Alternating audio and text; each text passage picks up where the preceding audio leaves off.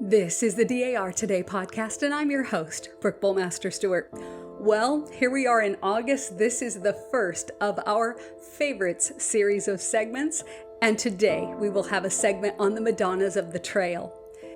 Just by way of a little backstory on this, as our team was developing this story, it was written and put together by Sherry Stein, one of our writers, and we really wanted to go deeper than just your standard these Madonnas of the Trail were placed here in this year, and aren't they wonderful? We really wanted to delve into the history. What were the ideas they had before they decided on the Madonnas of the Trail? So we wanted to tell that story as well. I love that when we were looking through the National Archives that we found that footage of then Judge Truman before he became president and how he was a part of that whole process. It's really exciting to see that. So we really wanted to put some fun details together for you, and that's why we chose these special segments that we're playing throughout the month of August when we're dark. Ones that had special interest, especially with you, our members and the public, that got a lot of comments and stirred a lot of interest. So we really hope you like this segment. We do hope that you will consider playing some of these shorter segments at your chapter meeting, or sending them to your friends or family.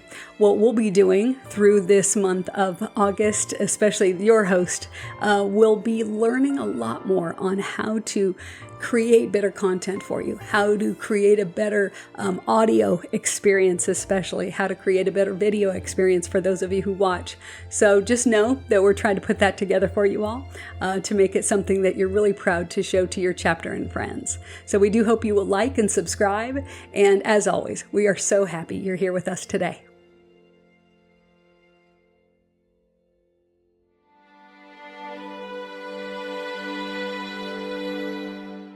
Ah, sweet May, the month we honor our mothers. A time for us to pause and think about the mothers in our lives and their love, leadership, and bravery. They are our friends, sisters, neighbors, grandmothers, and of course, our very own mothers. Did you know that in 1927, fellow daughter Arlene B. Nichols Moss came up with an idea to honor the pioneer mothers across the United States? She was the national chairman of the National Old Trails Committee, where she worked in conjunction with a then little-known Missouri Justice of the Peace named Harry S. Truman. Initially, the idea was to mark the trails by painting red, white, and blue markers on telephone poles and fence posts with the slogan, "Follow the flag of the DAR." The old trails from east to west were Washington's Road, Cumberland Road or National Pike, Boonslick Road, the Santa Fe Trail, and the Old Trail. In 1927, Miss Moss convinced the National Society that 12 statues would be a better way to mark the road than the 3,095 markers at one per mile that they were planning. Miss Moss felt that the statues dedicated to pioneer women along the road would be a wonderful shrine to mothers. The Madonnas of the Trail were erected in 1928 to 1929 along the National Old Trails Road, the trail of the Conestoga wagons, now mostly U.S. Highway 40. One Madonna of the Trail statue was erected in each of the states through which the National Old Trails Road passed, spanning the country from Maryland to California. The precise sites were chosen by Mr. Truman and the DAR committee and were based on the site's historical significance and the influence of the local DAR chapters. Judge Truman attended each statue dedication. We're lucky enough to have an audio and a video of the Lexington, Missouri dedication, where he is presented with bookend replicas of the monuments.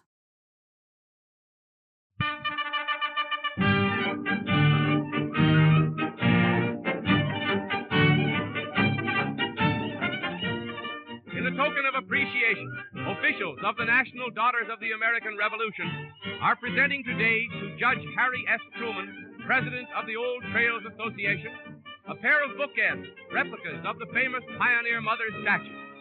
Lexington, Missouri was selected for the presentation because of its historical background. The replicas of the famous statue are exact in every detail. Mrs. John Trigg Moss of St. Louis, chairman of the National Old Trails Road Committee of the National Society of Daughters of the American Revolution, is taking a prominent part in the ceremony today. It's a striking tribute to those mothers who blazed the trail that is America.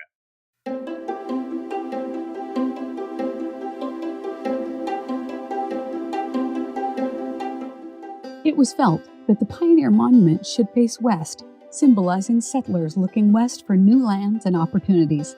But sculptors prefer their statues to face south, better lighting to see the details of the artist's work. Well, of the 12 Madonnas of the Trail statues, only 4, that is West Virginia, Kansas, Colorado, and New Mexico, face west. Half of them face south, that's Pennsylvania, Ohio, Indiana, Illinois, Missouri, and California. And one faces north, Arizona, and one in Maryland has been moved several times, but is always facing east to keep an eye on the shenanigans in D.C. For 5 months, DAR National Committee Chairman Ms. Moss worked with her son, John, to develop designs for the Madonna of the Trail Monument. In 1927, at the recommendation of the Stone Manufacturing Company, she met with sculptor August Leimbach. Within 3 days, he had created a model. It was approved by DAR, and Leimbach got to work. The final design features a pioneer woman standing 18 feet tall and clasping a baby with her left arm while holding a rifle with her right. Another child clings to her skirts. Her face captures the spirit of a mother, strong in character but kind. Her boot strides forward on a path toward progress, crushing a thistle, symbolizing the obstacles she would overcome. Leimbach sculpted the 12 Madonnas out of algonite, a form of cast stone produced from a mixture of crushed marble, Missouri granite, stone, cement, and lead ore. This material was more cost-effective but less enduring than bronze or marble. Most of the Madonna statues have been restored at least once. Because these were local restoration efforts done at different times and utilizing different methods, the resulting appearance of the statues, particularly the color, differ noticeably. Interestingly, Leimbach was a German immigrant, and 10 years after his completion of the statues, he was banished to Germany pre-World War II as he had never become a U.S. citizen. When Germany was split post-World War II, he was arrested by the Russians as an enemy of the state. The townspeople helped him escape, and he lived the rest of his life in Germany. So where exactly are these statues located? Well, the monuments, starting at the east end of the Old Trails Road, are in the following cities: Bethesda, Maryland; Peelsville, Pennsylvania; Wheeling, West Virginia; Richmond, Indiana; Springfield, Ohio; Vandalia, Illinois; Lexington, Missouri; Council Grove, Kansas; Lamar, Colorado; Albuquerque, New Mexico; Springerville, Arizona; and Upland, California. Who were these strong and determined women that were part of the migration west? The trail of these adventures to the west was arduous, had to be made by wagon, and took months to complete. Many of these women traded in comfortable homes for a canvas roof and wheels. Could you imagine making the journey while pregnant or while caring for babies and toddlers? Perhaps a few brave souls found the trek liberating, but most, I'm sure, battled the constant challenges. This was a dangerous overland journey. Cholera epidemics swept over the trail. There were horrific accidents and attacks. Overland diaries are filled with instances of grave crossings of pioneers that had succumbed to the trials and tribulations of the trail. The Overland Trail was just the beginning of the hardships these pioneers would face. History contains innumerable tales of individual courage. Few, however, are more compelling than the quiet, desperate battles fought by pioneer mothers to help their families survive in their new homes. We are fortunate to have diaries and histories of some of these pioneers. One of these diaries recounts these tales. On May 12, 1864, 4 families left Iowa for Southern California. The Rousseaus, the Earps, yes, those Earps, the Curtises, and the Hamiltons. Suffering from a debilitating case of rheumatism, Sarah Jane Rousseau was eager to escape from the bitter, cold Iowa winters. She kept a detailed account of the 7-month journey that took her through jagged mountains and scorching deserts. This is her journal entry for Tuesday, May 17, 1854. "We did not get off this morning as I thought we should. We were detained on account of Jesse Curtis's cow running off. I hope he'll be here tonight. Jesse has come, could not find his cow, and now one of his horses has run off. Thomas started after her. He had to go to the other side of Pleasantville about 1 mile before he got her. Some man saw her and put her in a stable. Well, the party's first major accident occurred as they crossed the Missouri River, when young Alan Curtis fell from the wagon and was run over. Amazingly, he survived.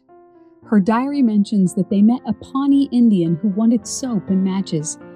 They encounter quicksand, which is terrifying, and she also notes the large number of graves they pass as they travel the trail. She reports of a murdered body discovered by Nick Earp, a drowning, and an 18-year-old boy killed during a horse stampede. As the weather heated up, so did tempers. Nick Earp was a cantankerous leader with a foul temper.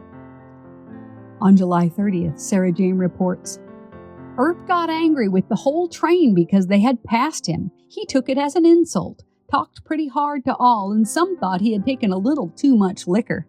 He used very profane language and told the whole train that he would give up his captaincy unless they would adhere to the rules he gave.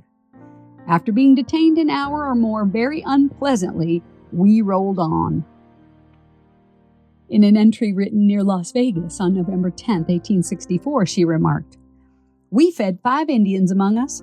All were willing to do so, but Mr. Earp, he swears and cuts up about it, although he derives the same benefit as the rest of us."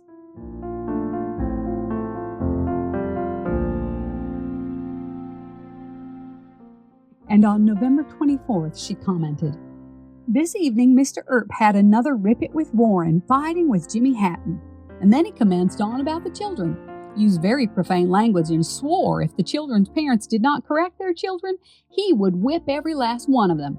He still shows out more and more every day what kind of a man he is."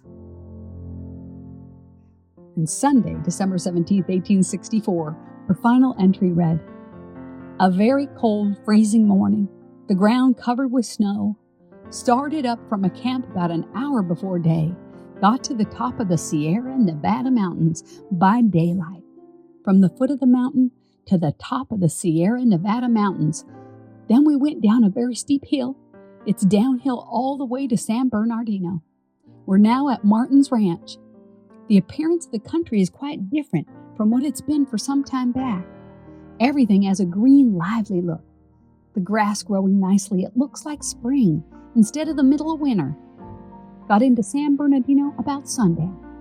I don't know yet if we'll remain here or not. I haven't seen the town yet. Don't know how it looks. I wish to get settled down."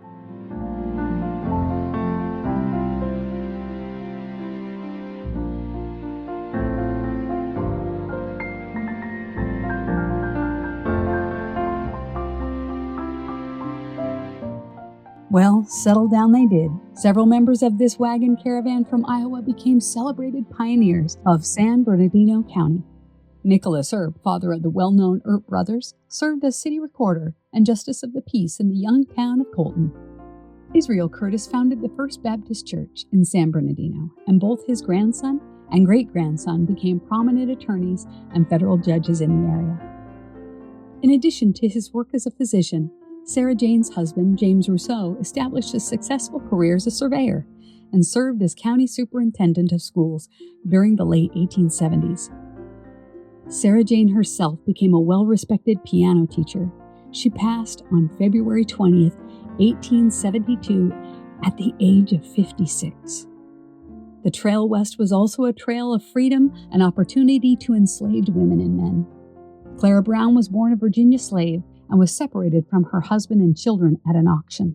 Once she had won her freedom, she worked her way west, working as a cook on a wagon train in exchange for transportation. She settled in Colorado, where she worked as a laundress, a cook, and a midwife. She invested her money and made it her mission to find her family. Finally, in 1882, she was reunited with her daughter and granddaughter. Clara also helped other freed slaves reestablish themselves in Colorado. Remarkable women, remarkable pioneer mothers that rose to the occasion, endured incredible hardships, and etched out an important role for themselves in their families and their communities. To them, we are forever grateful.